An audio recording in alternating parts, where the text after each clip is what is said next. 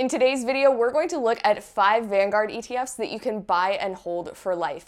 This list is going to be based off of what the founder of Vanguard, Jack Bogle, or John Bogle, recommended in his book, The Little Book of Common Sense Investing. The 5 ETFs that we're going to look at are going to be based off of 5 indexes or stock market indices that he recommends throughout the book.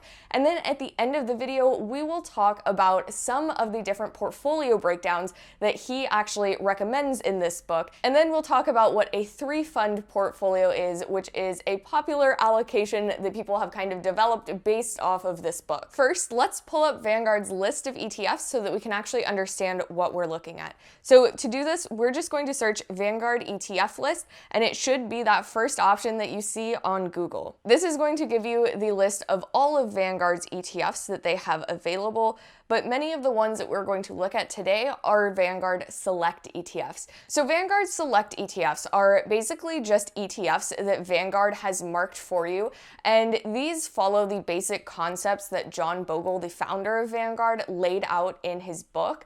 But they have basically gone through and marked these as a way to say, hey, if you select some of our select ETFs and you have a combination of these generally make a good portfolio. So you can read more about Vanguard Select ETFs if you click that How We Choose Vanguard Select ETFs right there at the middle of the screen. But if you just want to look at those, you're going to click on this filter button, and then we're just going to do Vanguard Select ETFs. So the first type of index fund that John Bogle talks about in his book is to have an S&P 500 index fund.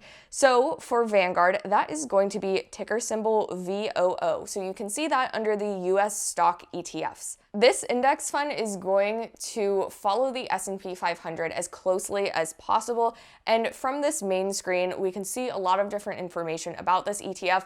If you want a further breakdown on how to read these ETF pages, I did do a separate video on that, but we're just going to quickly take a look. So we can see the category, we can see that it is a large blend, we can see the expense ratio. Now Vanguard does have some of the lowest expense ratios. I know that Fidelity has gotten pretty competitive with a lot of their ETFs, but low expenses were super important to the founder of Vanguard, so they have maintained those really low expense ratios. You can see for VOO, it is 0.03%. If we scroll down, you can see the current market price, etc., the risk potential that they give it, the hypothetical performance of it over the last 10 years, if it has been available for 10 years. And then if we keep scrolling, you will see a breakdown of the different sectors and the biggest stocks that they have in that ETF. So which stocks make up the biggest percentage of that ETF. And all of this information is going to be available for all of these. Okay, so this is Vanguard's S&P 500 ETF, which means that the stocks in this ETF are going to be the same stocks that are in the S&P 500. So you can see in the 10 largest holdings, we have Apple, Microsoft, Amazon. You're probably familiar with most, if not all, of the companies on this list. Now, what we're going to notice is that the next ETF that we're going to look at, which is a total stock market ETF, is going to have a list of the 10 largest holdings that is pretty much the same, if not identical.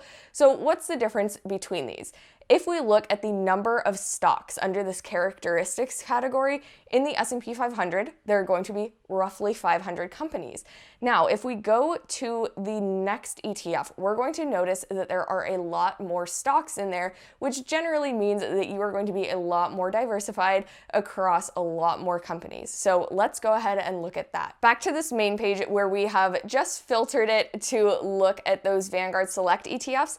Under this first category of total stock market ETFs, we are going to look at the total stock market ETF VTI. When we select this one, we can see that the expense ratio is pretty much identical to that S&P 500 ETF. It's 0.03%. We can see the market price, risk potential about the same as the S&P 500 one, hypothetical growth, That chart also looks pretty much the same.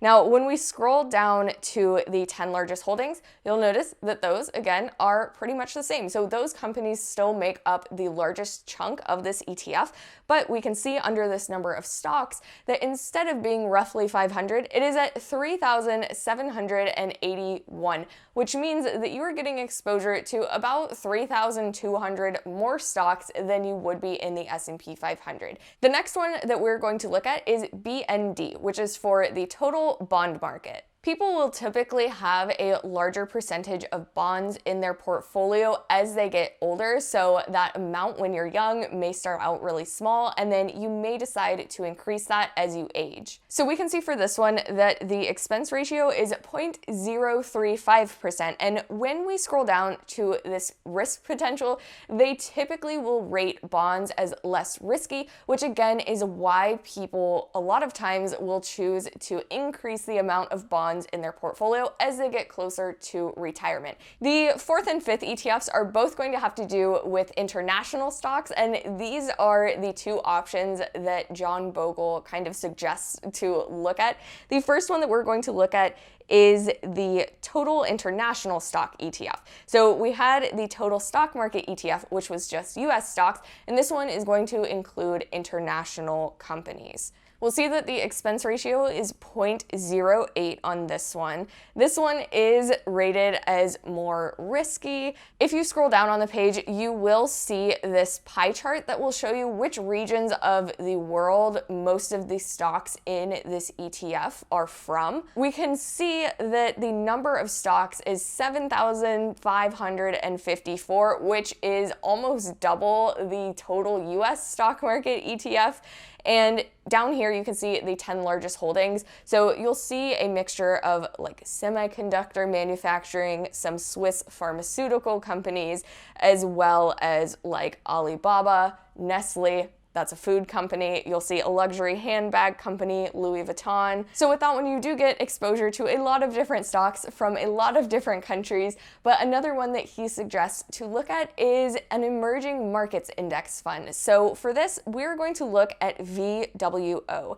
And if we scroll down on this one, that expense ratio is going to be slightly higher at 0.1%. And if we keep scrolling, the risk rating is going to be the exact same as the other international ETF. But this time, when we scroll down to that pie chart showing where these stocks are coming from, this one is primarily going to be from emerging markets, just as the name of the ETF suggests. And again, you are getting a large number of stocks in this ETF, 5,222, and you'll see a couple of the same companies that were in that total international stock ETF, but this one is going to have a few different ones. So again, just another way to get into those international stocks. So now that we've looked at those 5 ETFs, let's talk a little bit about what the founder of Vanguard suggests as far as dividing up your portfolio. One of his main concepts, which I did mention in the last video, is that he classifies index funds as your serious money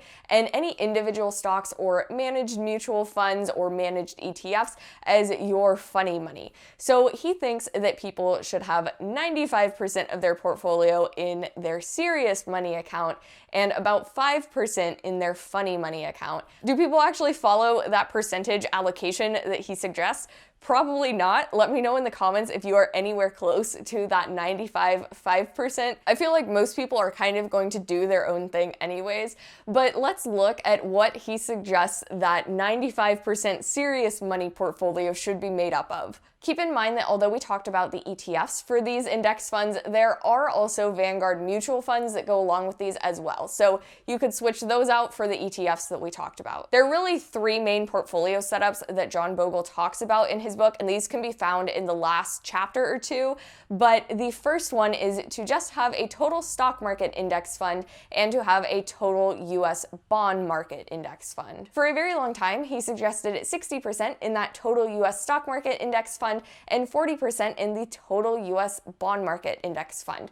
But over the years, he did add things and revise things. So one of the things that he started suggesting was to add in one of those international stock index funds. So for the ETFs that we looked at, that would have been that VXUS ETF or that VWO ETF or a combination of the two. You may have heard of a 3-fund portfolio, and this is where that idea came from, was from this original suggestion from John Bogle. So this would be a total stock market index fund, a total US bond market index fund, and a total international stock index fund, or like we talked about, that emerging markets index fund. You can go and read different people's opinions on the 3-fund portfolio on different blogs or forums, but this is generally accepted as one of the easy, kind of boring, but effective ways to build a portfolio. One of the other portfolios that John Bogle talks about is what he calls a slice and dice portfolio. So for the slice and dice portfolio, and this is directly from his book,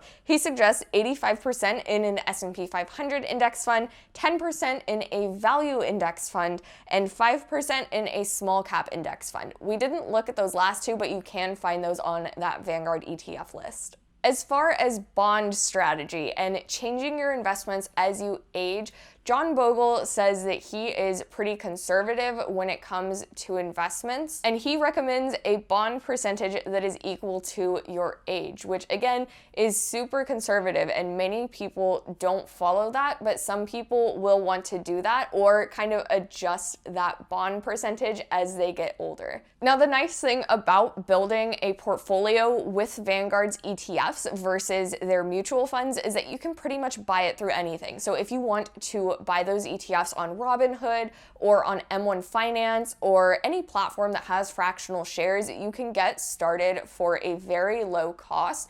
But another option, if you have more money to start with, is to look at Vanguard's target index funds. So Vanguard's target funds are basically portfolios that they have put together for you, and as you age, those portfolios are going to automatically adjust to have more bonds and to be a little bit more conservative the older that you get. If you look at a platform like M1 Finance, they have their expert pies, and those are essentially the same thing. I'm sure that other investing brokerages will start adding options that are similar to that as well, but those are a couple of things to look into if you want an easy way to kind of follow John Bogle's original portfolio suggestions. If you want to learn about some of the other subjects that John Bogle talks about in the Little Book of Common Sense Investing, go ahead and click this video right here, and I will see you guys over there.